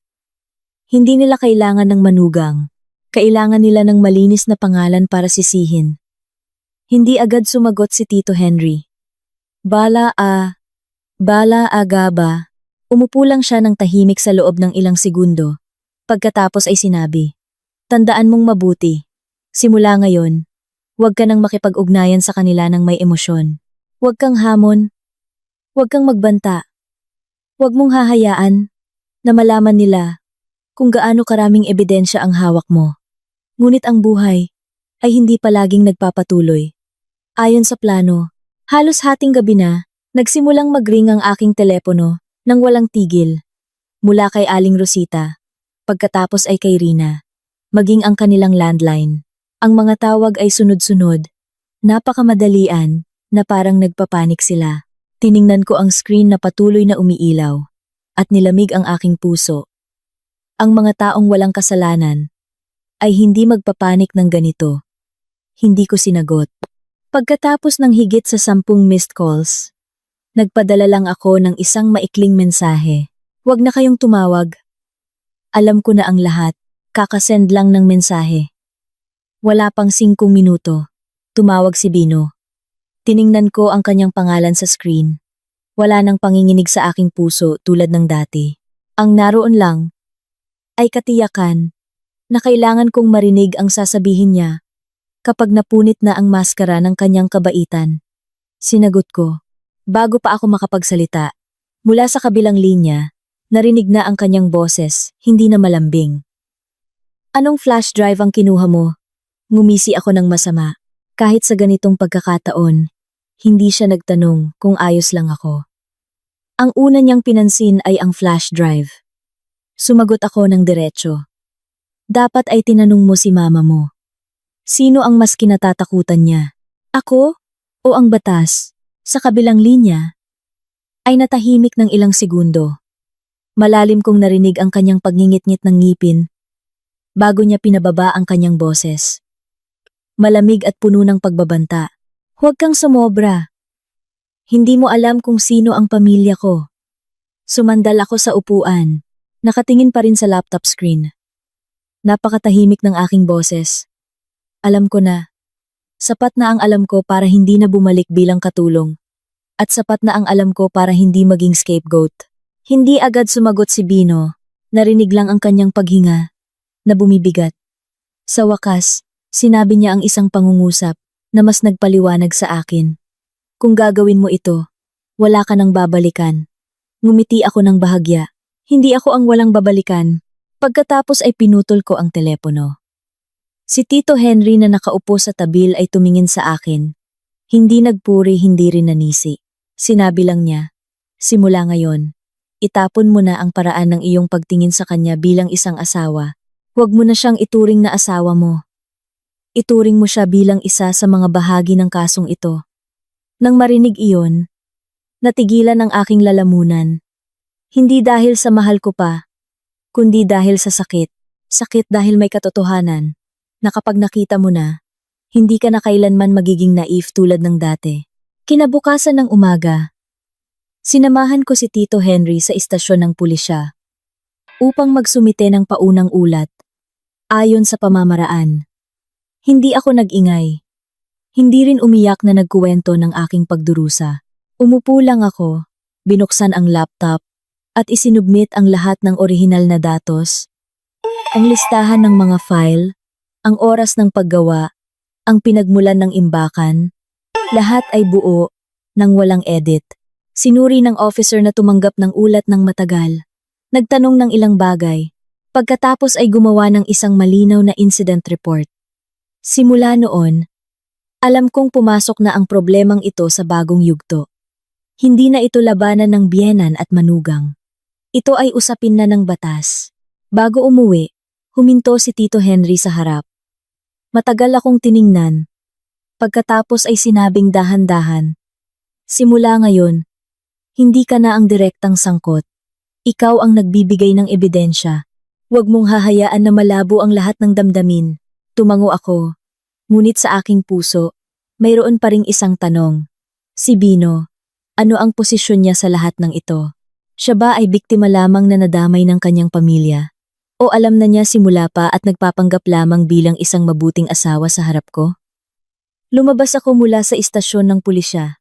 Maliwanag ang langit, ngunit malamig ang aking puso. Alam kong kapag pumasok na ang ulat na ito, hindi na matatapos ang lahat sa pag-aaway lang ng pamilya. At alam ko rin na hindi ako hahayaan ng pamilya ng aking asawa na maging payapa. Hindi sila mananahimik na makita ang isang manugang. Nasa loob pa lang ng 2 araw na kasal, ay sisirain ang kanilang matagal ng planong binuo. Ngunit sa pagkakataong ito, hindi ako tatakbo. Umalis na ako sa kanilang bahay, ngunit hindi ako susuko. Naghintay ako. Alam kong sila ang unang kikilos. At gusto kong makita kung anong tunay na mukha ang ipapakita ng bawat isa sa kanila kapag nalalagay na sa sulok. Akala ko, pagkatapos ng pagsumite ng ulat, medyo matatakot ang pamilya ng asawa ko. Kahit pansamantala habang inaaral kung ano ang hawak ko. Ngunit nagkamali ako. Sa isang gabi lamang, ganap na nagbago ang kanilang ugali. Wala nang mga tawag na may tunong nagmamakaawa o nagpapanggap na gusto ng kapayapaan. Pinili nila ang ibang paraan. Mas mabilis, mas malupit, at mas akma sa kanilang tunay na pagkatao. Ang pagpilit, pagpapahiya, at pagwasak sa akin muna, upang magpanik ako at umatras. Noong umagang iyon, nasa kusina ang aking ina nang tumunog ang telepono sa bahay. Katatapos ko lang bumaba, at naririnig ko na ang matinis na boses ni Aling Rosita. Tinuruan mo ba ang anak mong babae ng tamang asal? Para sa loob pa lang ng 2 araw na kasal ay sirain na ang pamilya ng asawa niya. Mayroon bang manugang na ganoon? Ang tono niya ay hindi nagawa-gawa, kundi puno ng galit at ugaling mapang-api. Hindi isang malupit na tao ang aking ina, ngunit hindi rin siya mahina. Inilapag niya ang kutsilyo. Pinunasan ang kanyang mga kamay. Pagkatapos ay sinagot ang telepono. Napakatahimik ng kanyang boses. Hindi sinira ng anak ko ang sinuman. Ayaw lang niya makisali sa paggawa ng mali. Sa kabilang linya, ay natahimik ng ilang segundo. Pagkatapos ay ngumisi si Aling Rosita. Tingnan lang natin kung gaano katagal siya makakatagal. Pagkatapos magsalita, ibinaba niya ang telepono. Tahimik ang kusina. Lumingon si Mama sa akin. Hindi nagtanong ng marami. Bumulong lang. Nagsisimula na silang magpakita ng kanilang tunay na mukha. Sa tanghali, lumabas si Bino sa harap ng aming bahay. Hindi siya tumawag muna. Hindi rin siya pumasok ng may ugaling asawa na sumusundo sa kanyang asawa. Maayos pa rin ang kanyang damit, ngunit kakaiba na ang kanyang mukha. Wala na ang malambing na ngiti na nagpatunay noon ng aking tiwala. Ang naroon lang ay pagkabagabag ng isang taong pinipilit protektahan ang interes ng kanyang pamilya. Sa lahat ng paraan, pagkalabas ko, agad siyang nagsalita nang walang pasubali. Burahin mo na lahat ng data. Ipagpapalagay kong walang nangyari. Tiningnan ko siya. Naramdaman kong walang laman ang aking puso. Kahit sa ganitong pagkakataon, ang una niyang inisip ay burahin ang ebidensya. Bumaba ako ng isang baitang. Nagtanong ng dahan-dahan at malinaw. Kung pinirmahan ko ang mga papeles na iyon, at balang araw ay magkaroon ng problema, handa ka bang managot para sa akin? Nanatili si Bino. Ihip ng hangin ang naglipad sa mga tuyong dahon. Sa bakuran, ngunit hindi siya gumalaw. Hindi nagsalita. Ang kanyang katahimikan ang pinakamalinaw na sagot. Hindi niya ako kailanman balak protektahan. Simula pa, plano na niya akong gawing pananggalang. Inilabas ko ang singsing sa kasal mula sa bulsa ko, inilagay sa kanyang kamay. Hindi mo kailangan ng asawa. Kailangan mo ng taong pipirma. Hinawakan ni Bino ang singsing. Nang mahigpit hanggang sa pumuti ang kanyang mga buto, humigpit ang kanyang panga. Pagkaraan ng ilang sandali, umungol siya. "Huwag mo akong pilitin." Tiningnan ko siya ng diretso sa mata. "Kayo. At ang pamilya mo ang nagpipilit." Simula pa, nanatili siya doon ng ilang segundo pa. Pagkatapos ay tumalikod at umalis. Malakas at mabilis ang kanyang mga hakbang. Nakita ko siyang umalis, wala nang pakiramdam ng pagkawala. Isang lalaking dumating sa bahay ng kanyang asawa hindi para humingi ng tawad, kundi para humingi ng pagtanggal ng ebidensya. Simula noon, siya ay bahagi na lamang ng isang kaso, hindi na ang aking asawa. Akala ko, iyon na ang pinakamadumi. Ngunit sa gabi, nagpakita sila ng mas mababang level. Isang kasamahan sa opisina ang nagpadala sa akin ng ilang screenshot mula sa mga lokal na gossip groups. Binuksan ko, nilamig ang aking mga kamay. Nakapost ang mga litrato ng aking kasal. Nabanggit ang aking pangalan at lugar ng trabaho, kasama ang mga mapanirang narrative na masama. Sinasabing nakikisama ako sa pamilya ng aking asawa. Pagkatapos mabigo sa pangunguwarta, bumalik ako at siniraan sila. Sinasabing bagong kasal pa lang, ay tumakas na sa bahay. Para tumaas ang bargaining chip, mayroon pa ngang mga komento na sadyang nagtutulak ng opinyon. Na dahil ako ay lawyer, ginawa ko ang kuwento para bitagin ang pamilya ng aking asawa. Tiningnan ko ang bawat linya ng sulat na iyon. Napasara ang aking lalamunan. Hindi dahil sa takot, kundi dahil napagtanto ko na ito ay simula pa lang. Gusto nilang baguhin ang aking imahe mula sa biktima patungong suspek sa mata ng publiko. Wala pang 10 minuto, nagpadala si Rina ng mensahe. Isang linya lang, ngunit nagpapakita ng kanyang tunay na pagkatao. Akala mo mananalo ka? Bagong manugang na lumalaban sa isang malaking pamilya? Talaga bang kaya mo? Matagal kong tiningnan ang mensahe na iyon. Pagkatapos ay sumagot ng maikli. Hindi ko kayo nilalabanan.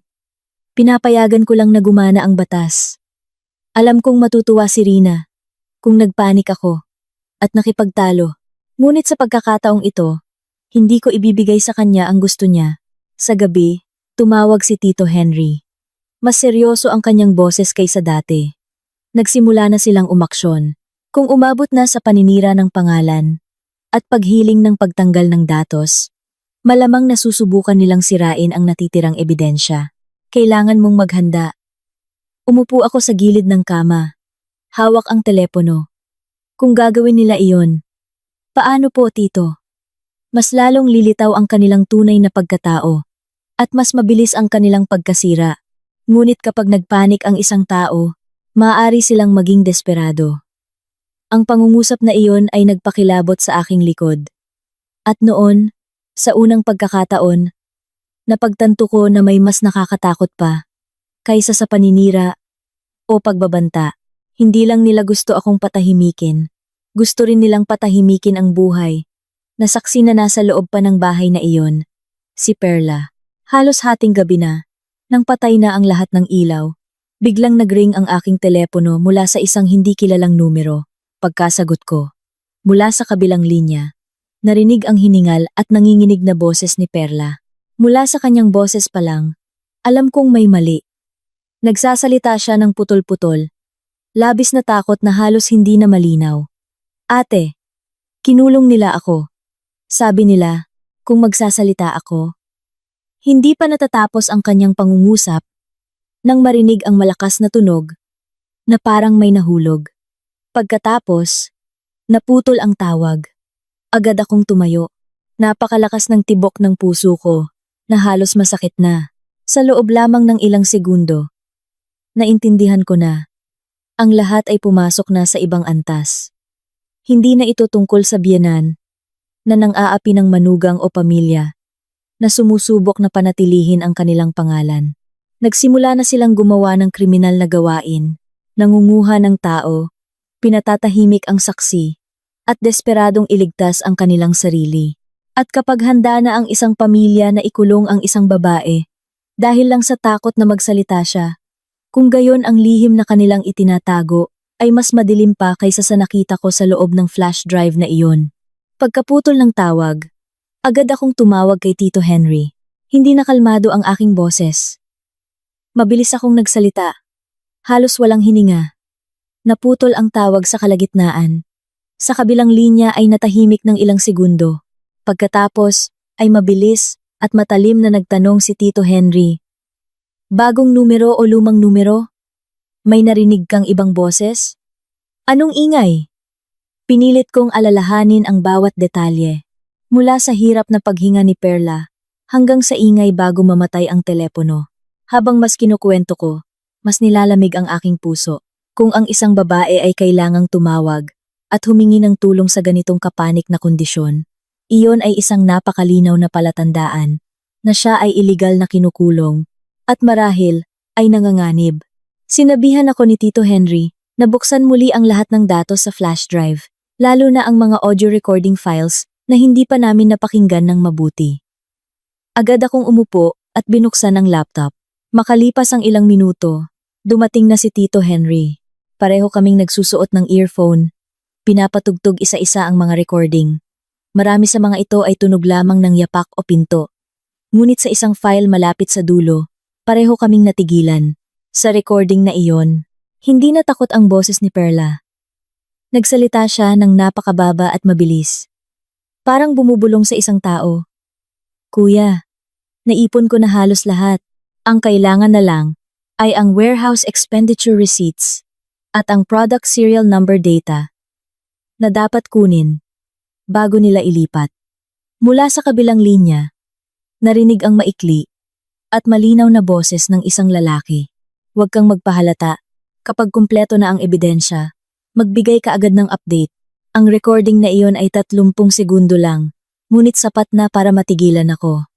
Lumingon ako kay Tito Henry. Tinanggal niya ang kanyang earphone. At dahan-dahang sinabi, hindi ordinaryong kasambahay ang babaeng ito. Malamang na siya ay isang informant o bahagi pa nga ng ibang investigation operation. Nang marinig iyon, nangingilabot ako. Ibig sabihin, sa bahay na iyon, hindi lang ako ang nakakaramdam na may mali. Mayroon ng ibang tao na matagal nang nakakakita ng mga irregularidad. Tahimik na nagtitipon ng bawat ebidensya. Bawat invoice, bawat karton, bawat pag-uusap. Naghihintay ng araw upang ibunyag ang lahat. Naalala ko ang tingin ni Perla. Ang kanyang nanginginig na kamay habang ibinibigay ang flash drive na iyon. At ang kanyang bulong. Sa loob nito, ay ang pinaka-nakatatakot nila. Noon, inakala kong takot lang siya sa paghihiganti. Ngayon, alam kong hindi lang siya takot. Itinataya niya ang kanyang buhay. Nang gabing iyon din, iniulat ni Tito Henry ang emergency situation na ito sa mga awtoridad.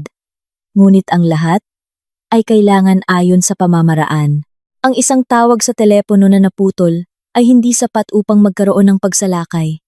Madali silang makakatakas. Samantala, alam kong wala nang maraming oras si Perla. Hindi ako makaupo ng tahimik. Tumayo ako, kinuha ang susi ng kotse. Kailangan kong pumunta doon. Kahit tingnan lang mula sa labas, agad akong pinigilan ni Tito Henry.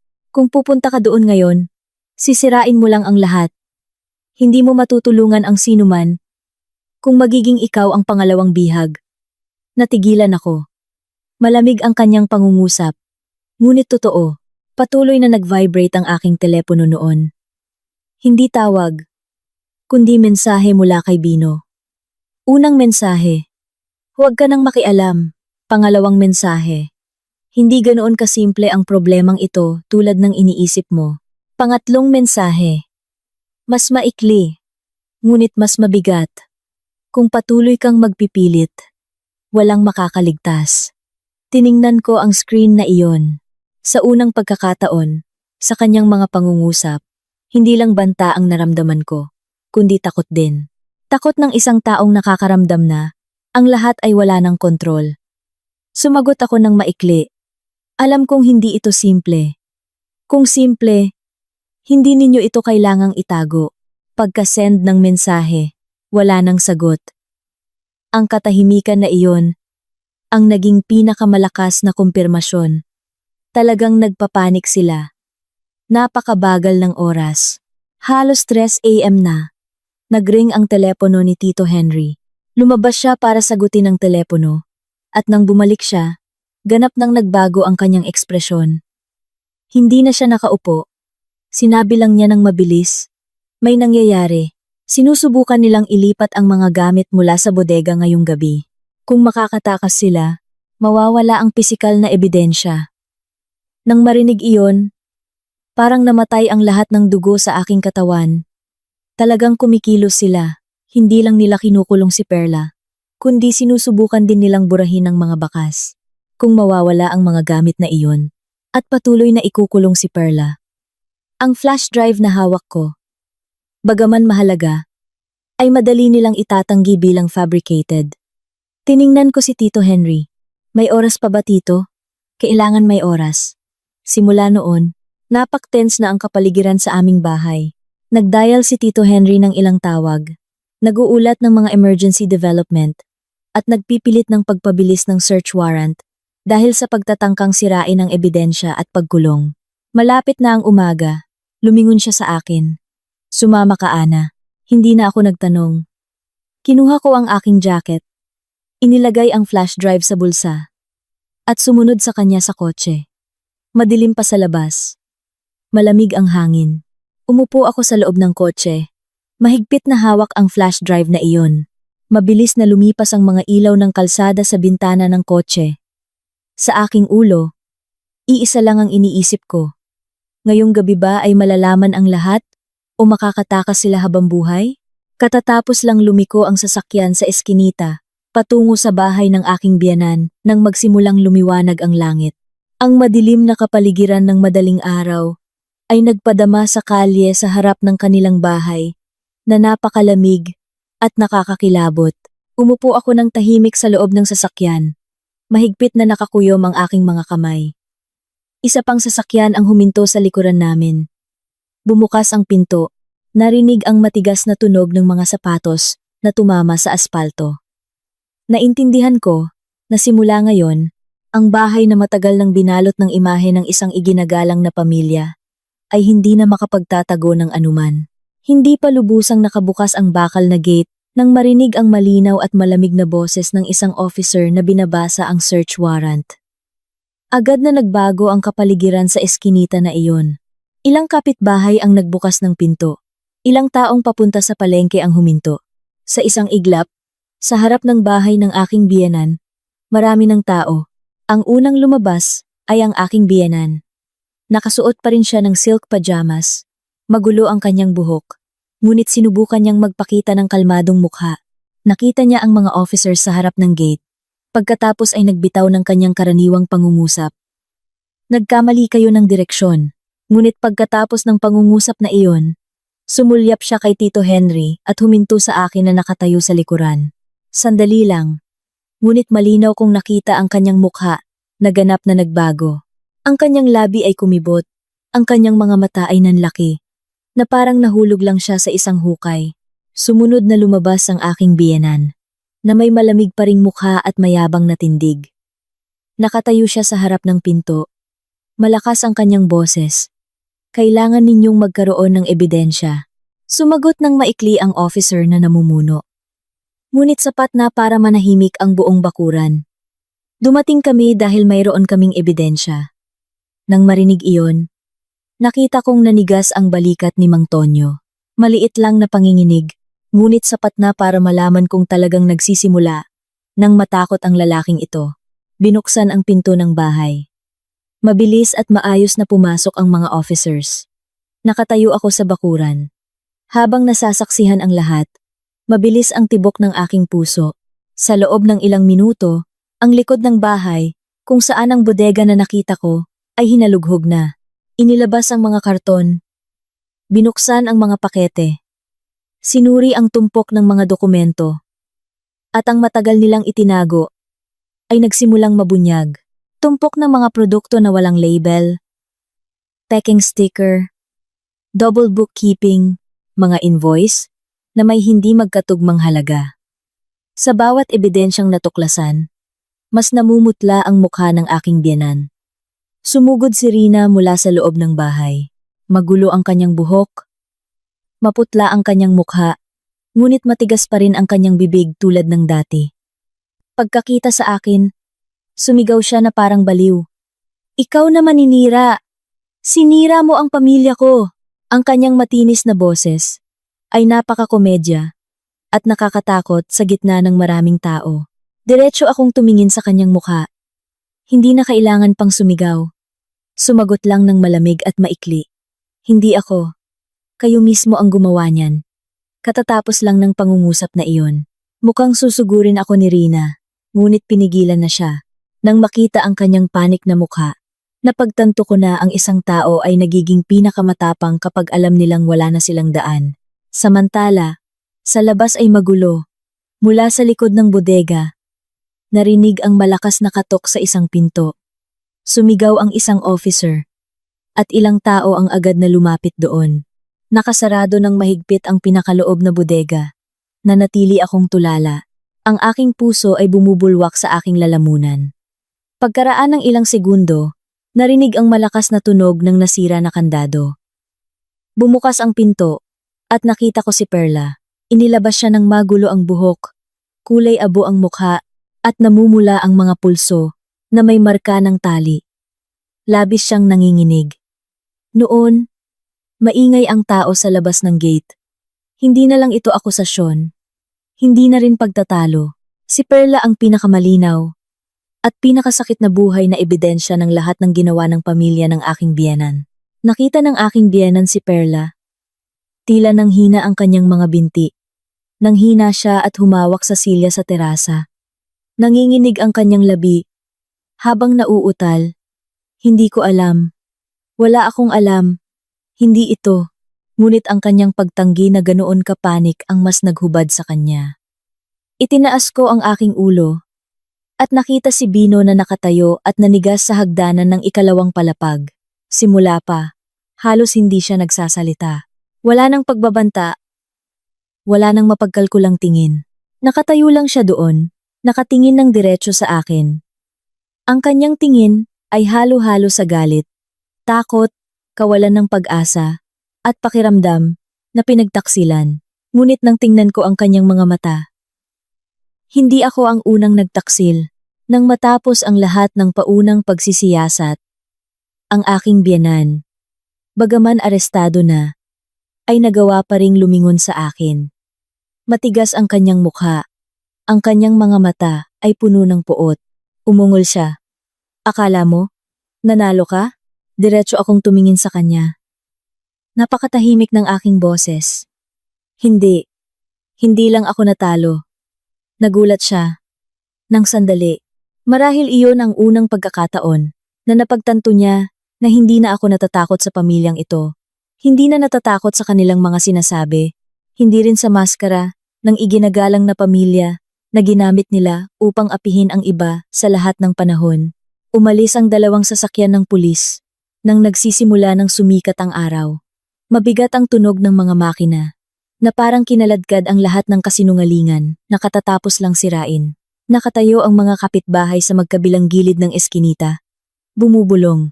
Ang pamilyang matagal nang itinuring na pinakaiginagalang na palaging nag-uusap tungkol sa moralidad ay sa huli ay dinala palayo sa ilalim ng tingin ng buong komunidad.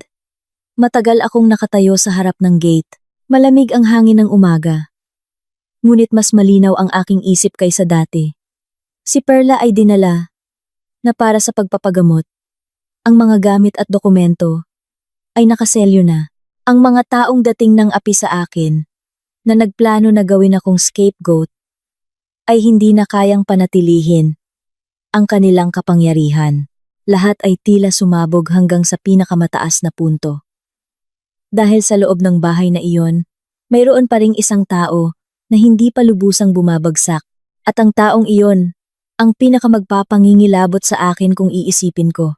Kakatapos lang mawala ang dalawang sasakyan ng pulis sa dulo ng eskinita, nang dahan-dahang lumungkot ang bakuran ng aking biyenan. Nagkalat ang mga kapitbahay. Ngunit ang kanilang mga kuryosong tingin at bulong ay naroon pa rin sa hangin. Nanatili ako doon ng ilang sandali. Pagkatapos ay sumama kay Tito Henry na umalis sa lugar na iyon. Sa biyahe pa uwi, hindi ako gaanong nagsalita.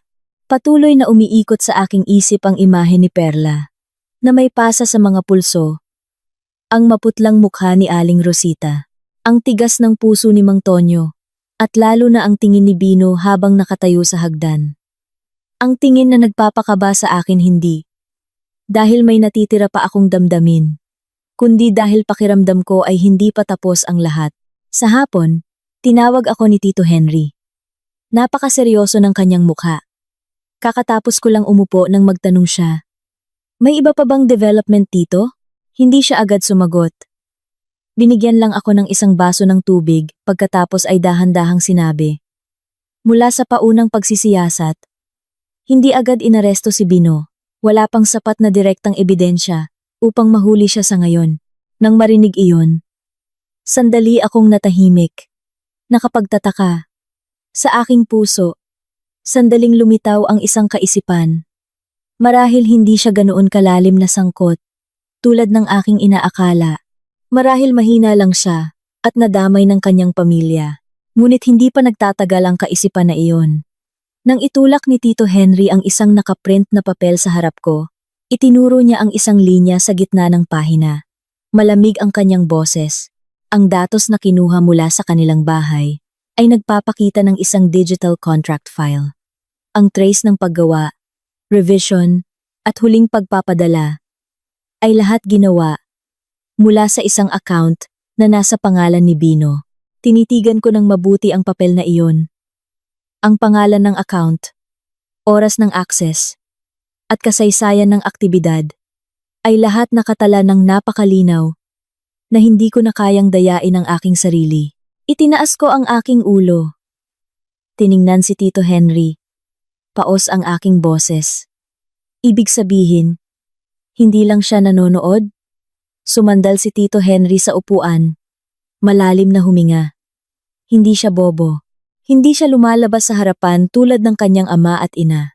Nakatayo siya sa gitna. Nag-aayos. Nagkokonekta ng lahat ng chain links.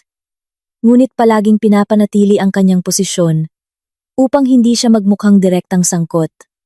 Ang ganitong uri ng tao ang pinakadelikado. Ang maruming trabaho ay ipinapaubaya sa iba habang siya ay nananatiling malinis. Ang pangungusap na iyon ay nagpakilabot sa aking likod.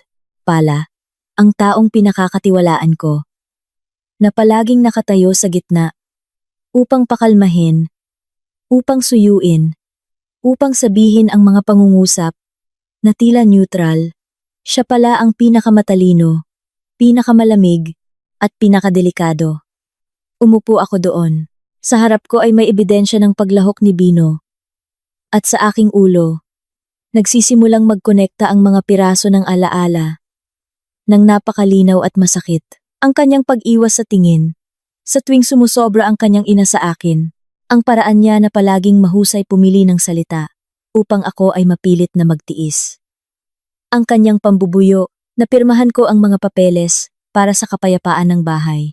Maging ang hapon, nang nakatayo siya sa harap ng bahay ng aking ina, hindi para humingi ng tawad, kundi para humiling ng pagtanggal ng datos. Lahat ng iyon ay hindi na random na piraso. Lahat ay bumubuo ng isang napakalinaw na landas. Landas kung saan siya ay dahan-dahang sinusubukan akong itulak sa posisyon ng scapegoat. Tumawa ako, ngunit ang tunog ng aking tawa ay naging tuyo na parang pinagpiga na papel. Tiningnan ako ni Tito Henry. Hindi sumabat. Dahan-dahan kong sinabi na parang sa sarili ko. Simula pa, pinili nila ako hindi dahil akma ako kay Bino. Pinili nila ako dahil ang aking propesyon ay akma sa kanilang kailangan. Tumango si Tito Henry nang napakababa. Ang pagtango na iyon ay mas masakit kaysa sa anumang pakikiramay. Nang gabing iyon, mabilis na dumilim ang langit. Nakaupo akong mag-isa sa sala. Nagpapahinga na ang aking ina. Biglang tumunog ang doorbell.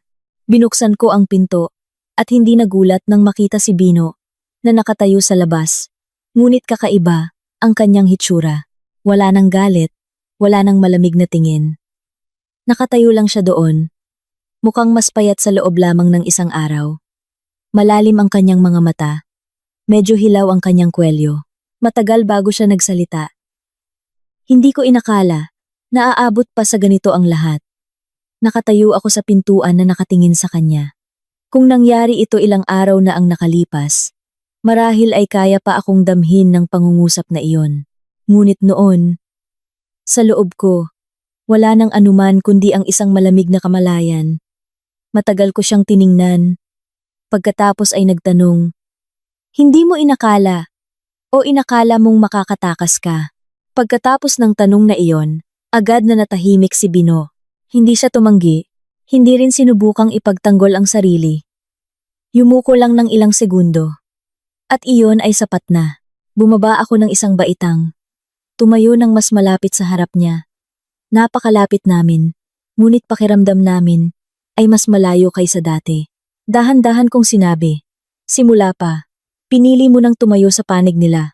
Samantalang ako, pinili kong tumayo sa panig ng tama." Pinagsikip ni Bino ang kanyang mga labi, ang kanyang mga kamay, na nakalawit sa kanyang tagiliran, ay medyo nakakuyom. Marahil ay gusto niyang sabihin ang isang bagay, gusto niyang kumuha ng kaunting simpatiya, o gusto niyang muling gampanan ang papel ng isang asawang nalalagay sa gitna. Ngunit huli na ang lahat. Pagkatapos ng lahat ng alam ko, wala na akong kakayahang paniwalaan ang kahit isang salita mula sa kanya. Nakatayo siya doon ng ilang segundo pa. Pagkatapos ay tumalikod at umalis. Lumayo ang kanyang likod. Dumaan sa gate kung saan ako dating pumasok, nang may wedding gown, at napakasimpleng tiwala. Nakita ko siyang umalis, ngunit nakapagtataka na wala nang sakit ng isang asawang pinagtaksilan. Wala nang pagsisisi. Wala na ring naglalagablab na galit. Ang naroon lang ay isang napakalinaw at kalmadong kamalayan. Ang kasal na ito ay hindi kailanman naging tunay na nagsimula ng may katapatan. Binuo ito sa pagkalkula at kasinungalingan. Kaya nang matapos, hindi ako nakaramdam ng pagkawala ng isang pamilya. Naramdaman ko lang na sa wakas ay naisara ko ang isang maling pinto. Dahan-dahang kumalma ang lahat. Kahit sa panlabas lang. Patuloy na umaandar ang kaso. Patuloy na sinusuri ang mga suspek. Dahan-dahan ding bumalik sa normal ang aking buhay. Ngunit mayroong natirang marka. Hindi lang sa akin, kundi sa maraming taong nakakita ng kuwentong ito. Dahil habang mas pinag-iisipan ko, mas napagtanto ko na hindi lang ito personal na trahedya ko. Ito ay isang babala sa sinumang madaling maniwala sa perpektong anyo. Madaling madala sa matatamis na salita, o masyadong pabaya sa mga palatandaan ng panganib simula pa. May mga bitag na hindi nakasabit ng kawad o padlock. Ang bitag na iyon ay nakasabit ng tamang ngiti, ng pekeng kabaitan, ng salitang pamilya na binigkas ng napakatamis. At kung noon, ay hindi ako sapat na alerto para umatras. Marahil ngayon, hindi lang sila ang kailangang managot sa lahat ng kahihinatnan, kundi pati na rin ako. Pagkatapos ng lahat ng gulo na iyon, dahan-dahang bumalik sa normal ang buhay. Hindi normal na nangangahulugang kalimutan ng lahat, kundi normal kung saan natuto akong gumising nang maaga nang hindi na nagugulat sa kakaibang ring ng telepono. Natuto akong magtrabaho nang hindi na kailangang lumingon. Natuto akong kumain ng hapunan kasama ang aking ina nang may kapayapaan, nang hindi na nakakaramdam ng mabigat na pasan sa dibdib. Bumalik ako sa trabaho pagkatapos ng maikling leave. Pareho pa rin ang aking desk. Pareho pa rin ang tumpok ng mga dokumento. Mukhang walang nagbago. Ngunit ako lang ang nakakaalam na iba na ako. Hindi naging mas malakas sa matigas na paraan. Ngunit pagkatapos dumaan sa kadiliman, mas natuto akong pahalagahan ang kapayapaan. Mas pahalagahan ang katapatan. At mas maging alerto sa mga bagay na tila masyadong perpekto. Marami ang nagtanong kung nagsisisi ako. Sa bawat pagkakataon, ngumiti lang ako at sumagot ng simple. Kung hindi ako umalis, doon lang ako magsisisi. Hindi iyon para magpakita ng katatagan. Iyon ay ang katotohanan. Dahil may pinto na doon lang natin napagtanto kung gaano kahigpit pagkatapos nating makalabas. Sa simula, sa bawat alaala, masakit pa rin ang aking puso. Hindi sakit dahil sa pagmamahal pa, kundi sakit dahil sa dating paniniwala. Madalas isipin ng mga tao na ang pagtataksil ay nagdudulot lamang ng gait. Ngunit sa totoo lang, may pagtataksil na mas tahimik. Nagdudulot ito ng lungkot dahil inilagay natin ang katapatan sa maling lugar. Isang gabi, habang kami ng aking ina ay naglilinis ng gulay sa terasa, biglang nagtanong ng napakababa ang aking ina. "Masakit ka pa ba, anak?" Nagtanong siya habang patuloy na nakayuko, na parang natatakot na makita akong mahina. Natigilan ako sandali. Pagkatapos ay ngumiti. Isang ngiti na hindi masaya, hindi rin malungkot, napakatapat lang. Sumagot ako, "Masakit pa po, ma. Pero hindi ako susuko." Hindi na nagsalita ang aking ina. Tumango lang ng dahan-dahan. Nang gabing iyon, mahina ang ihip ng hangin at mainit ang aking puso. Marahil, dahil sa wakas, ay hindi ko na kailangang magpanggap na ayos lang ako. Ang flash drive mula kay Perla ay nasa akin pa.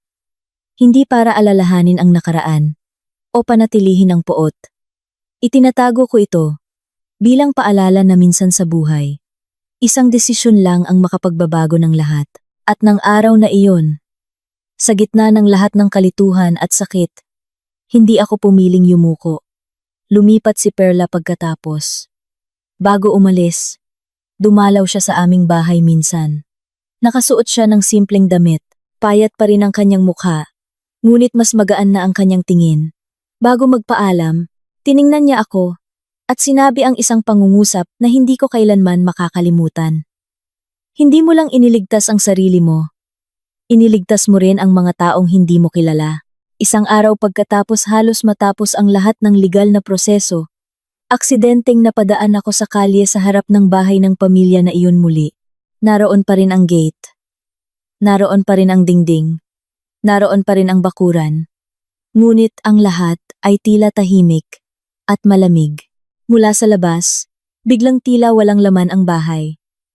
Na parang ang lahat ng init at iginagalang na imahe na ipinakita noon ay manipis lamang na pintura na nagtatakip sa isang malalim na kawalan. Tumayo ako sandali. Pagkatapos ay tumalikod at umalis. Hindi ako lumingon. Hindi dahil gusto kong magpakita ng katatagan, kundi dahil alam kong wala nang kailangang tingnan. May mga bagay na kapag naintindihan na natin hanggang sa ugat nito, ang paglingon ay hindi na magbabago ng anuman. Ngayon, kapag tinitingnan kong muli, hindi ako nakakaramdam ng pagkawala ng isang pamilya. Hindi ko naman talaga ito pag-aari para mawala. Ang naiwasan ko sa totoo lang ay isang bitag na nagkukunwaring pamilya. Isang maling buhay na kung pinagpatuloy ko, ay marahil ay babayaran ko ng natitirang kapayapaan, dangal, at kinabukasan ko. Ngayon, hindi na ako nakakaramdam ng galit kapag naaalala ko. Naramdaman ko lang ang pasasalamat sa aking sarili ng araw na iyon. Dahil sapat akong may kamalayan upang hilahin ang aking maleta at umalis. Sapat na malakas upang hindi pirmahan ang hindi akma sa aking konsensya at sapat na matatag upang hindi bumalik dahil lang sa salitang pamilya. Sa buhay na ito, walang makakasiguro na hindi tayo magkakamali ng daan. Nagkamali din ako. Nagkamali sa pagpili ng tao. Nagkamali sa paglalagay ng tiwala. Ngunit sa tingin ko, ang pinakanakatatakot ay hindi ang magkamali. Ang pinakanakatatakot ay kapag napagtanto nating nagkamali tayo, ngunit pinipilit pa rin nating magpatuloy dahil lang sa takot, pagsisisi, o kawalang lakas na magsimulang muli. At ako, nagsimula na akong muli.